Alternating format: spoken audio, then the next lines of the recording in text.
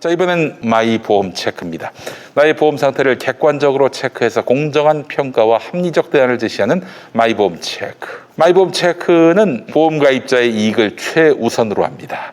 그 증거 마이 보험 체크를 통해서 계약한 장기보험, 종신보험 같은 장기보험의 월 평균 보험료가 5만 원 미만입니다.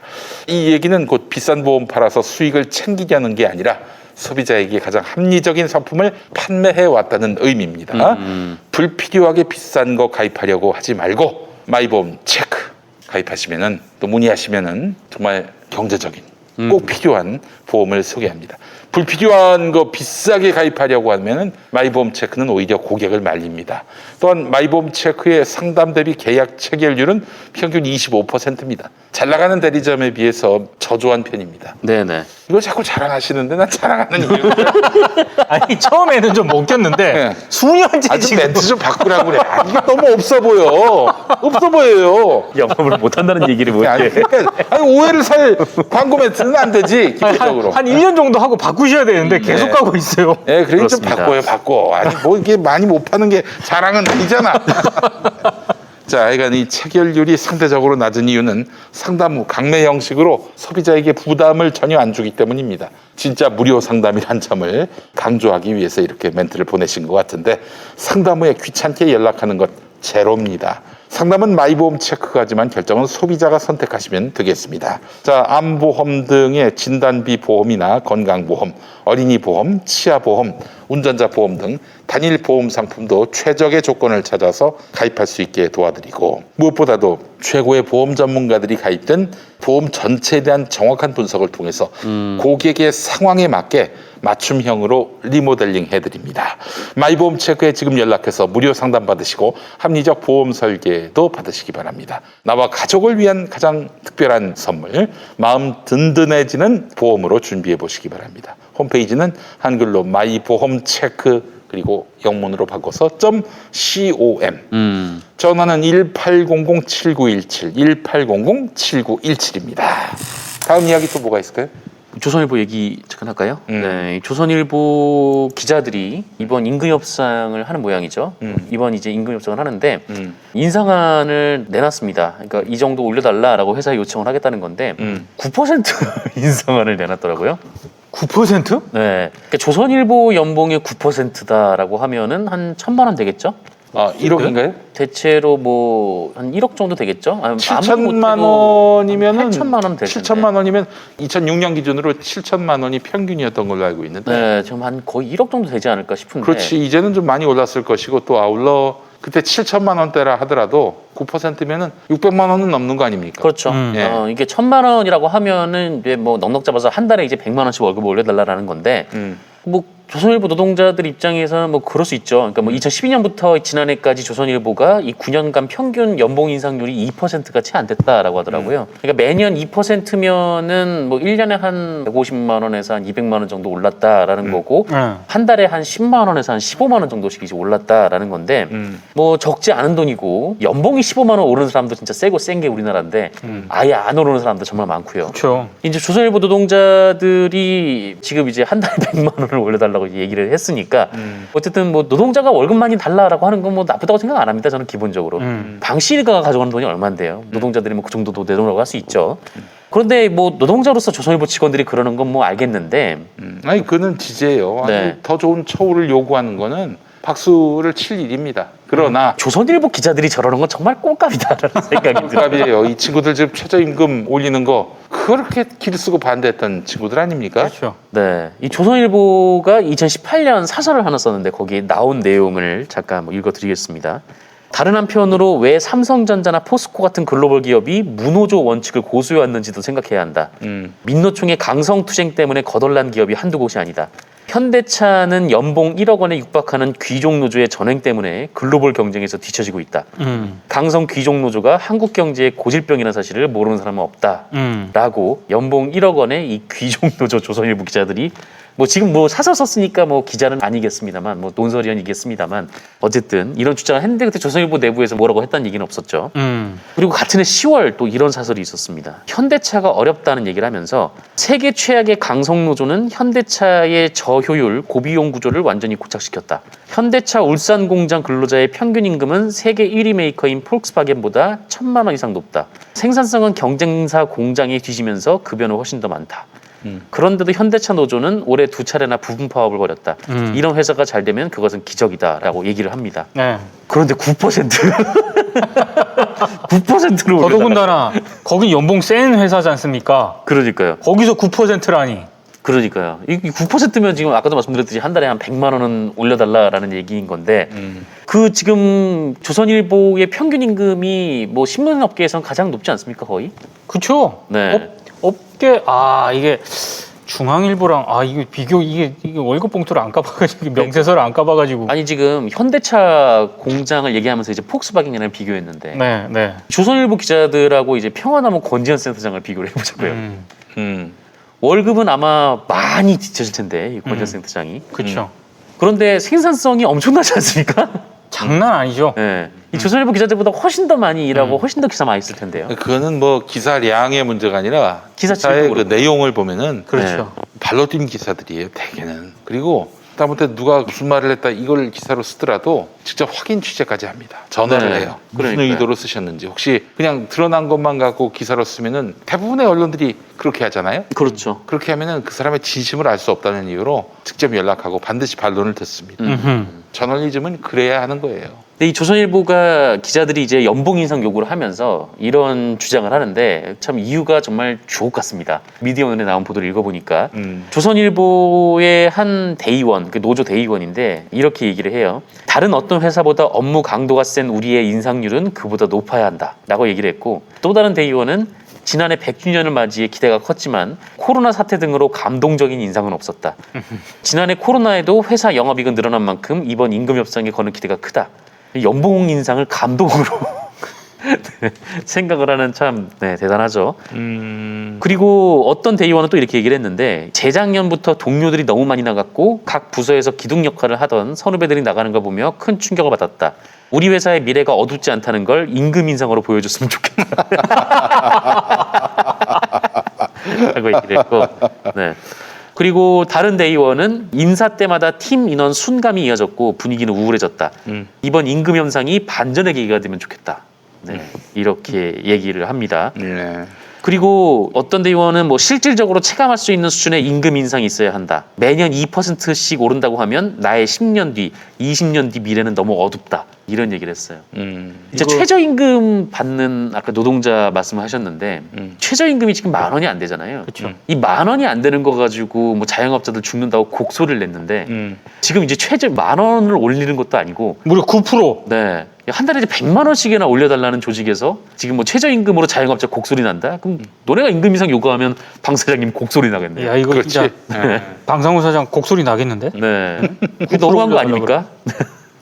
그리고 월급에서 이제 자존심이 나온다라는 주옥 같은 얘기도 있었고 그러니까 얘네는 자꾸 임금 인상을 뭐 자존심, 뭐 사기 진작 혹은 아까도 말씀드렸지만 분위기 침체를 전환할 유일한 방법 네, 이런 식으로 접근을 하는데 이 노동자들 중에서는 정말 이 연봉 인상이 이 생존의 문제인 경우들이 많거든요. 그렇죠. 그렇지. 예. 네. 근데 이게 얘네들이 지금 노동자들에 대한 태도가 지금 어땠는지 생각을 해보면 지금 얘네들이 이러고 있는 게 너무 지금 가당치가 않은 거죠. 그러니까 뭐 노동자로서는 당연히 임금 인상 요구를 할 수 있다고 생각을 해야 되는 건데 이들이 써왔던 기사들을 보면 참 이런 주장들이 너무 배부른 소리 같고 어처구니 없고 그런 상황입니다. 조선일보 기자들이 좀 이런 식의 주장을 펼치고 있는데 친재벌 반노동 기사를 끊임없이 써왔으면서 본인들의 어떤 임금 인상 때는 철저하게 네.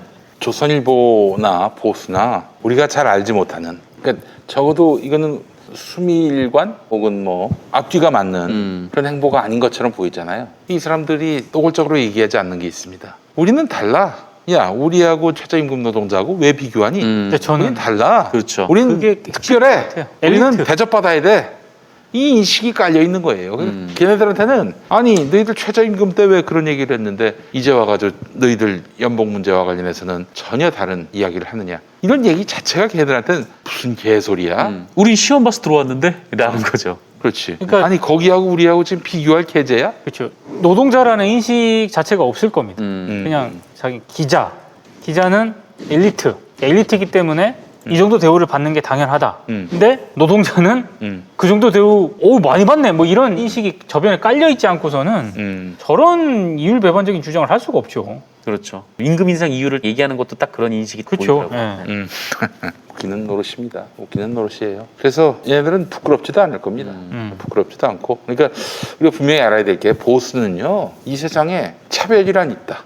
불평등이란 있다. 이걸 기본적으로 전제로 깔고 들어간다는 거를 알아야 합니다.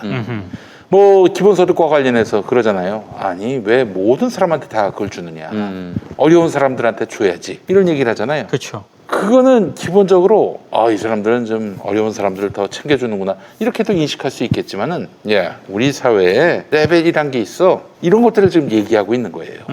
기본소득과 관련해서 그들이 어려운 사람을 더 도와줘야 된다라고 이제 얘기를 하지만은 정확하게는 어려운 사람들만 도와봐요. 그러면 혜택을 못 받는 사람들이 어떤 입장을 갖겠습니까? 불만을 갖지. 난 뭐야 도대체 세금은 열심히 내는데 또 많이 내는데 우리 사회에 가난하고 세금 적게 내는 사람들은 저렇게 혜택을 받네? 어떻게 되겠어요? 없애려고 하지. 그렇죠. 없애려고 하지.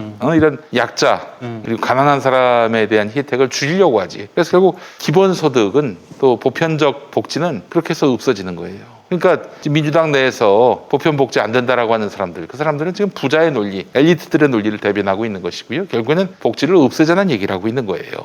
가난한 사람한테 약자한테 더 많은 두터운 지원을 하자. 이거는 말장난입니다, 여러분.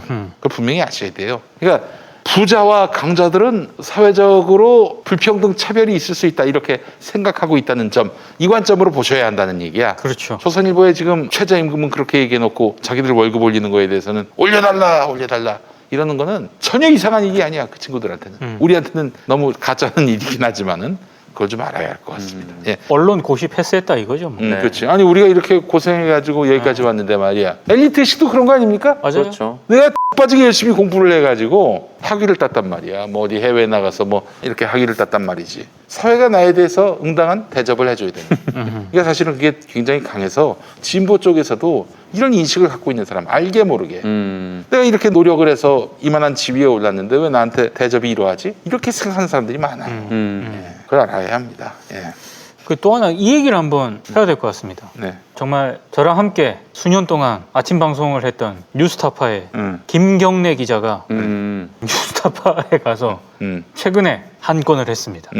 이른바 SBS 비즈 사건입니다. 방송은 이게 협찬이 네. 좀 무분별하게 진행이 되잖아요.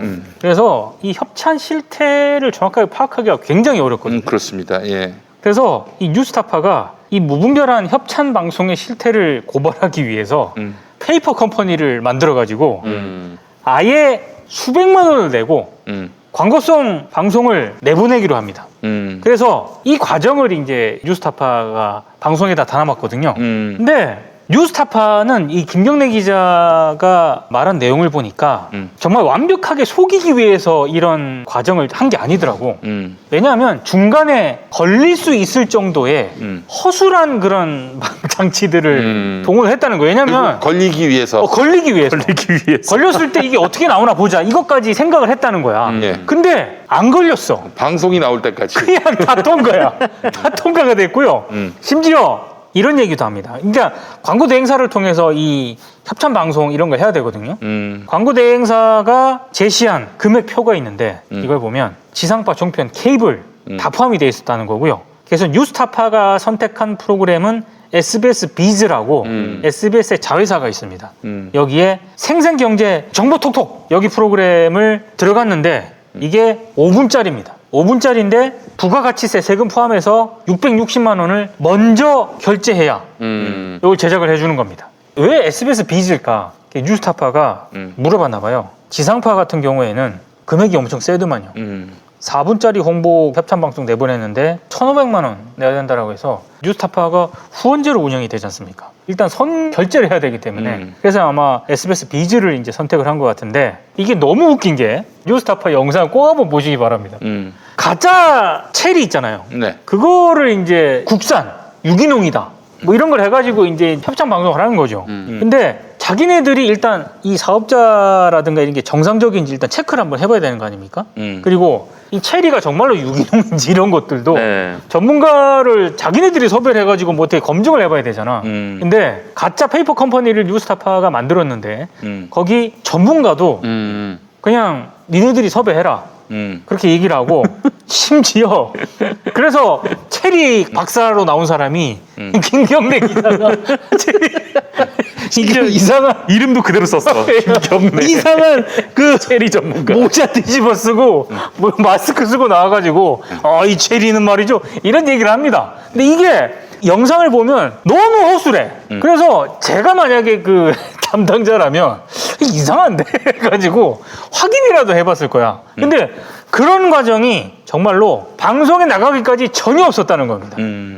근데 여기까지만 해도 황당한데 문제는 SBS 비즈를 통해서 그 협찬 방송이 나갔잖아요. 이게 광고랑 똑같습니다.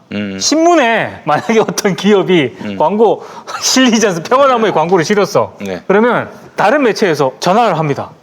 평화나무에 아주 좋은 광고를 실었던데. 이게 똑같아.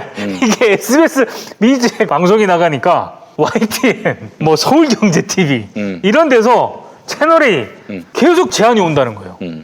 우리가 돈만 주면 광고성 프로그램을 만들어주겠다.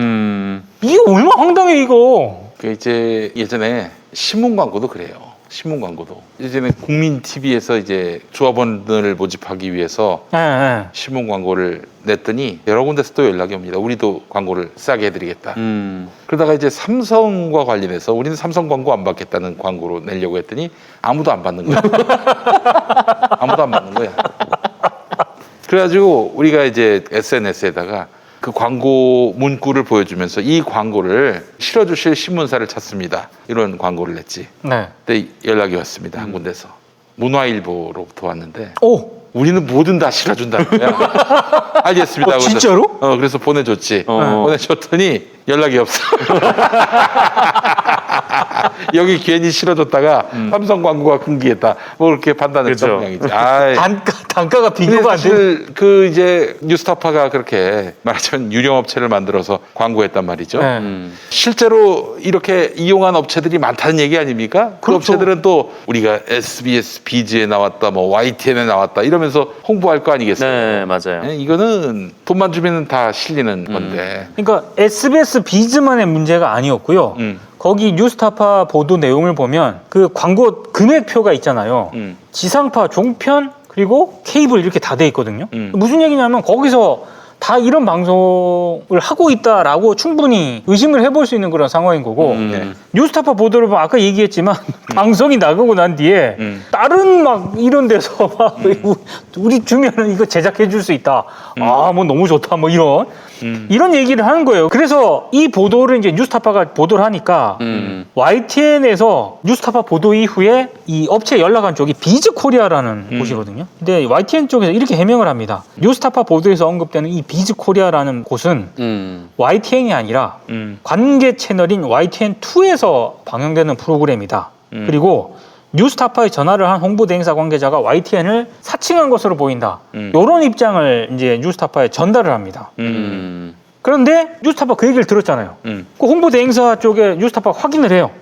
홍보대행사 관계자가 YTN을 사칭했느냐, 사칭했냐 이렇게 물어보니까 뉴스타파가 질문하니까 거기에 대해서는 그 홍보대행사 관계자 쪽에서 명확하게 답변하고 있지 않다. 요렇게 뉴스타파가 여기까지 보도를 한 상황입니다. 이제 뭐 저 걱정이 돼서 좀 알아봤는데 SBS 비즈가 뉴스타파를 상대로 업무방해, 네. 사기죄 이런 걸로 혹시 걸 수 있는 것 아닌가 했는데 SBS 자체가 네. 사기친 거 아닙니까? 그렇지. 이거를 갖고 뉴스타파한테 소송을 건다는 것 자체가 코미디이기 때문에 그렇게까지는 할 수 없을 것 같고 또 이 과정에서 자기들의 이런 언론으로서 해서는 안 될 일들이 다 노출됐는데 여기 소송 걸어봐야 사실 법정에서 뉴스타파 손들어줄 가능성이 높기 때문에 아마 자기들도 다 계산해 봤겠지. 최대한 조용. 안 될 것 같으니까 이제 그냥 조용히 넘어가고 프로그램 없앴고요. 홈페이지 없었습니다. 야 그리고 SBS의 회사 문화예요, 그게. 이게 8월 17일 방송에서 사과 아닌 사과 방송을 하는데 모 인터넷 뉴스 사이트가 몇 달 전부터 허위로 사업자 등록증을 내고 대형 포털 사이트에 3종까지 개설한 후 의도적으로 제작진에 접근했고 뭐 이런 식으로 얘기를 합니다. 아니 그러면은 왜 낚여? 그리고 왜 그 사람들한테 허위 방송을 하도록 계속 코치를 하고 지시를 하고 그랬습니까? 아니 애초에 처음부터 돈을 받고 그렇게 방송을 만든다는 그럼 자체가 그런 거 문제인 자체가 안 되지. 아니 뭐 여러분들 아시는 분들은 아시겠지만 이 비슷한 일이 또 있었어요. 사실은 트루마 쇼라고 기억하십니까? 네. 네. 김재환 감독. 네네네. MBC PD였다가 이분이 나와가지고 다큐멘터리 감독으로서 여러 영화들을 만들어냈죠. 우리가 저 김재환 감독 작품 중엔 또 뭐가 있었냐면은 예전에 교회 관련해서 코바디스 아 그렇죠 그렇죠. 이명박 정부에 대해서 MB의 추억이라고 맞아. 만들기도 했고요. 네. 그 미스 프레지던트라는 작품도 만들었습니다. 네. 근데 하여튼 이 맛집 홍보 프로그램 그래서 그 프로그램을 겨냥해서 이제 낚았는데 경기도 일산에다가 가짜 식당을 차린 다음에 네. 브로커한테 1,000만 원을 주고 맛집 출연을 의뢰했고 그렇게 해서 SBS 생방송 투데이 MBC 찾아라 맛있는 TV, KBS ETV의 VJ 특공대 여기에 이제 다 낚였어. 방송을 냈어요.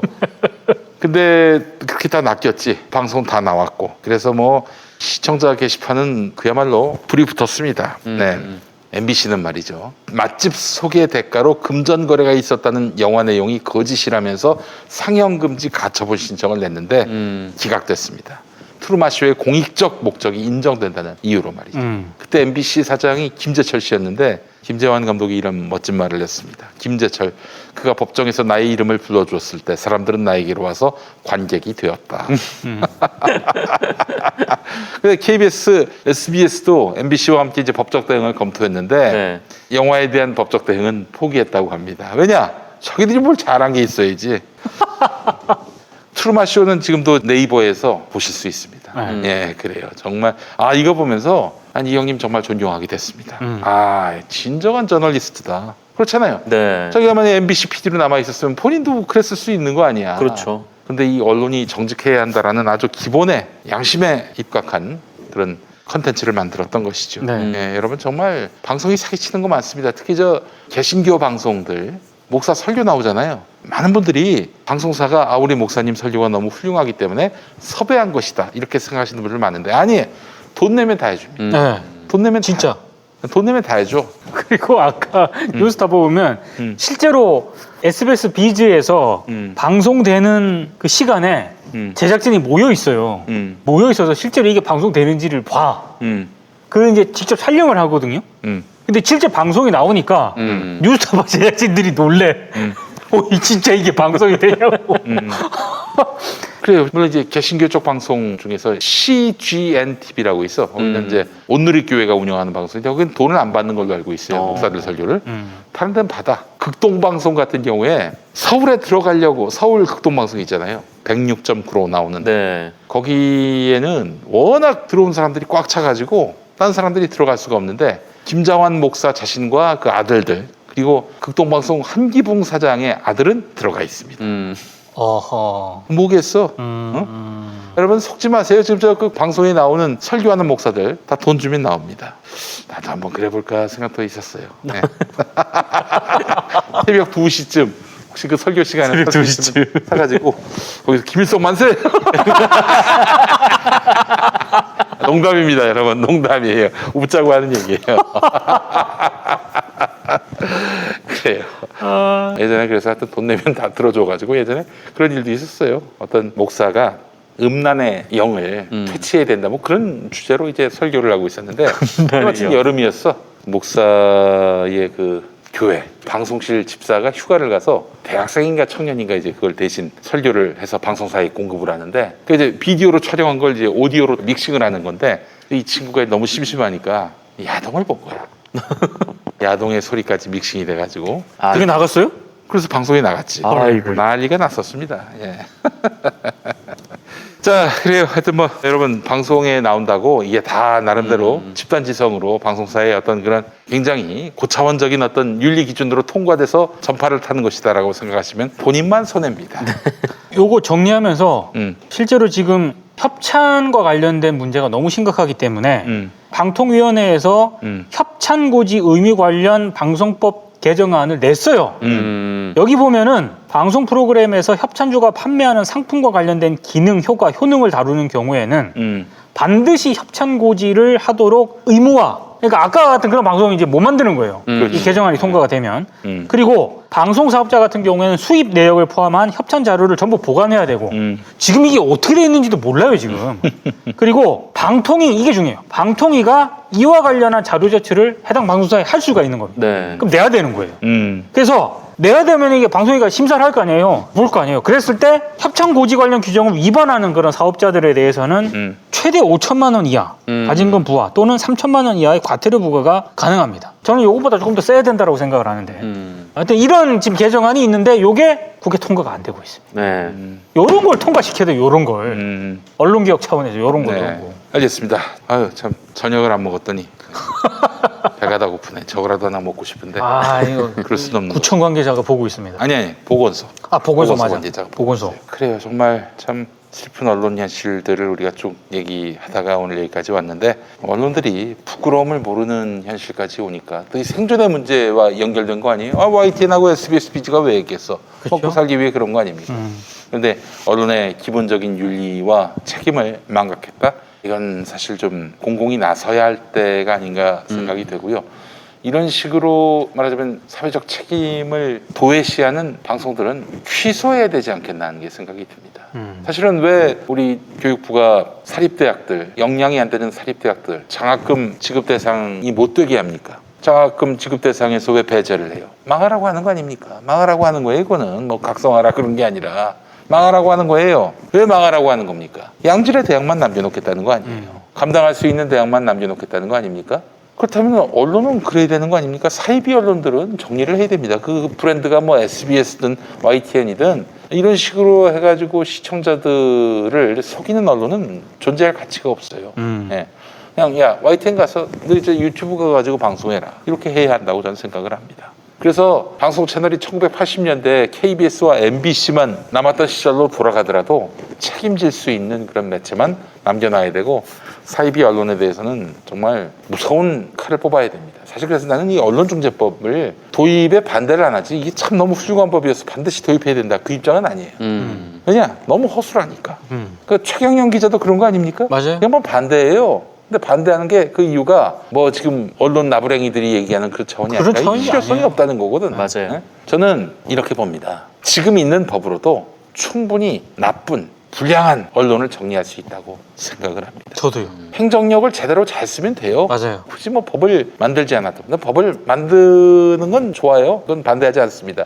그러나 법을 만든다 한들 별달리 바뀌는 게 없으면은 공수처하고 똑같은 거 아닙니까? 공수처를 만들었는데 공수처 만들면 당장 윤석열 감옥 갈 줄 알았지. 어떻습니까? 달라진 게 없어요. 지금 뭐 조의원을 기소한다는 거 아니에요, 지금. 달라진 게 없죠. 아니, 그러니까 제도하고 법을 만들면 뭐합니까? 그렇게 해서 뭐 기관을 만들면 뭐예요? 운영하는 자들의 마인드가 절대 공익적이지 않고 국민 편에 서지 않는데 100개, 1000개 만들어 뭐 하겠어요? 이 법도 마찬가지입니다. 법 만들어서 말씀하신 대로 판사들이 언론사에 대해서 중형 때리지 않고 안 때려요. 봐주는 식으로 판단한다면은 이 법 만들어 뭐해? 의미가 없죠. 대법원위원회에 양형위원들이 들어가잖아요. 이런 문제의식을 가진 위원들이 들어가서 기준을 높여야 이게 실효성이 있는 거지. 그렇지. 지금 같았으면 뭐 택도 없죠. 지금 같아서는 택도 없어요. 자, 그래서 결국에는 누가 지금에 있는 제도와 법으로 또 이런 권력기관으로 바로잡을 수 있는지 우리가 그렇게 판단 기준을 좀 세울 필요가 있을 것 같습니다. 누군가를 이렇게 딱 최고 행정가로 세워서 세상을 바꿀 수 있을지 그걸 한번 좀 고민할 시점이고 이렇게 얘기하면 제가 특정 후보를 지지하는 것처럼 비춰지지는 않겠죠. 아이 뭐 중립적인 거 다 하는데. 아니 그게 저 편파적일까봐 그렇게 비춰질까봐 너무 아유 누가 그렇게 생각합니까? 그렇습니다. 아무리 법제도 기관이 있더라도 운용하는 사람의 마인드가 제일 중요한 거지. 그래서 뭐 있는 법으로도 있는 권력으로도 충분히 사이비 언론들 바로잡을 수 있다고 저는 생각을 합니다. 태용킴님, YTN, 용민 토탈 네트워크. 이제 관심 없어요. 아니 이제 김용민이는 예를 들어서 이제 내가 원하는 사람이 대통령이 된다고 칩시다. 김용민이가 뭘 한다고 그러면은 보은 인사란 얘기 안 나오겠어요? 당연히 나오지. 아마 저기 그랬을 때 음. 미리 이름 실명해가지고 이 사람 절대 안 됨. 이런 보도가 먼저 나올 거야. 아니 이제 그 뭐 그러나 저러나 사실은 그래요. 대개의 사람들은 얼굴에 철판 깔고 자기가 지지했던 정치인한테 청구서를 내밀겠지. 난 그러진 않을 겁니다. 그러지 않을 거예요. 그러면 너무 비참할 것 같아. 그러지 않을 거고. 그리고 제가 뭐 장난 비슷하게 YTN 사장 지원했었지만은 이제 더 그렇게 할 필요도 없을 것 같고 지상파 방송에 출연하려고 그렇게 애를 쓸 필요가 있겠나 하는 생각도 들어요 요즘에. 뭐 이젠 뭐 더 이상 그런 꿈 자체를 갖지 않는 게 좋겠다 싶고 누가 나를 또 부르겠으며 누가 나를 또 이렇게 쓰겠어요. 그게 언제인지 모르겠는데 유튜브 때 그거 봤습니다. 뭐요? 안녕하십니까, 김종배입니다. 아 김종배, 그 형은 이제 사안이 있으니까 나간 네. 거지. 네. 내가 뭐 방송 출연을 정말 바라는 마음이라면 이렇게 해야 됩니다. 어떻게 해야 되느냐? 어느 편인지 어느 사람을 지지하는지 그 입장을 밝히지 않아야 돼. 애매모호하게 해야 돼. 마치 중립을 지키는 것처럼 이쪽도 적당히 비판하고 저쪽도 적당히 비판하고 이쪽도 적당히 편들어주고 저쪽도 적당히 편들어주고. 그래서 도대체 속마음이 뭔지 아무도 모르게. 근데 그 차원보다는 조금 좀 윤석열에게 기울어지게, 보수 야당에게 조금 더 기울어지게, 그 정부에게 좀 더 날카롭게 이렇게 해야 제가 앞으로 방송을 하더라도 할 수가 있는 건데 그렇게 하지 않는 이유가 뭐겠어요? 그렇게 포카페이스를 못하는 거야 기본적으로.